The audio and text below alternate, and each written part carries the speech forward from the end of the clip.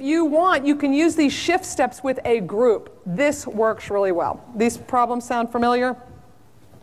Disengagement, fewer people doing more work, cost cutting, etc. Well, you can take the shift steps and apply them. Let's say you have new software that's being instituted. In the past, the planning team organized the software initiative. The planning team had 6 or 8 weeks or 3 months or 6 months to get used to the idea and learn it all. And then we throw it on the staff and we go, be happy. It's new software. You should like it. That's not true. The planning committee had 6 months to get used to the idea. The staff would like the same honor. And so you can, as a team, you can get your group together, no matter how small or large, and say, we're going to shift this software POW, potential POW, to a WOW. And we're going to acknowledge it is a POW when you have new software or new technology that's really changing the way we do business.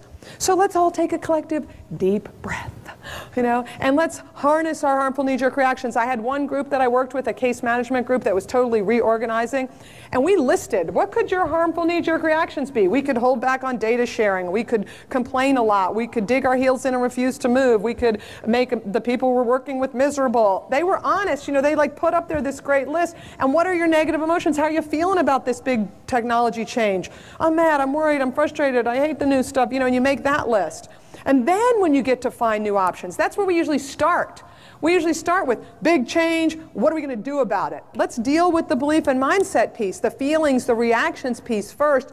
Then when you get to the actions, people are going to be more open. So what are we going to do to avoid these harmful knee-jerk reactions? What are we going to do to manage these negative emotions? Well, that case management group said, let's have lunch every Friday, just an informal get-together in the cafeteria. 12:30, we'll all meet. Whoever's there, we'll just sit together, and then we can just see each other, because we're going to be in all different areas now, and we're not going to see each other as much. They said to the manager of the department, we want weekly emails. We want updates on exactly what's going on. Every Monday morning, we want to see what's happening.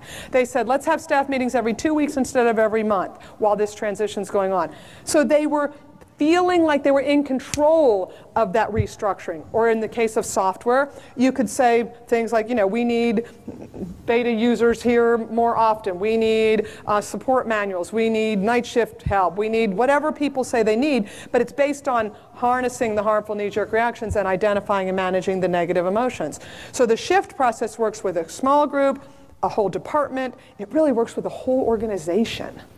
HCAP scores are not where we want it to be in our department. That feels like a POW. Let's stop and take a deep breath. Let's harness our harmful knee-jerk reactions, which are go into uber controlling mode, and change everything and micromanage and whatever we're going to do. Let's identify how we feel about this. We're frustrated. We've been working so hard and it's not changing. What's wrong? So we can deal with those things before we get to the find new options. So what are we going to do differently? Don't you think that would be a different way to approach things that would get people's attention? And then people learn to do it themselves.